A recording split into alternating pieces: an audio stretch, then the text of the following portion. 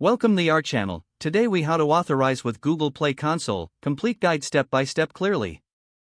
To begin authorizing with Google Play Console, open your web browser. Navigate to the Google Play Console website. Click on the Sign In button located at the top right corner of the page. Enter your Google account email address associated with your developer profile. Click Next after entering your email. Input your password into the provided field. Click the Next button to proceed. If prompted, complete the two-factor authentication process for added security. Once logged in, you will be directed to your Google Play Console dashboard. From the dashboard, locate the Settings option in the left side menu. Click on Settings to expand the section. Select Developer Account from the drop-down menu. Here, you'll find options related to account details and authorizations. To authorize a new user, click on Users and Permissions. In the Users section, click the Invite New User. Enter the email address of the person you wish to authorize.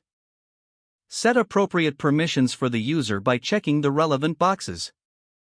You can choose from various roles, such as Administrator, Release Manager, or Viewer. After setting the permissions, click the Invite User button. The invited user will receive an email notification about the invitation. They must accept the invitation to gain access to your Google Play Console. To track the status of invitations, check the user list in the same section. Once the user has accepted, confirm their permissions and access levels are correctly set. You have successfully completed the authorization process with Google Play Console. Feel free to revisit the Users and Permissions section to manage or remove users as needed. If the page does not load, refresh the browser or try again in a private or incognito window.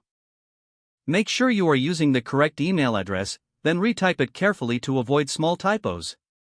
If your password is not accepted, use the Reset option and create a new strong password you can remember.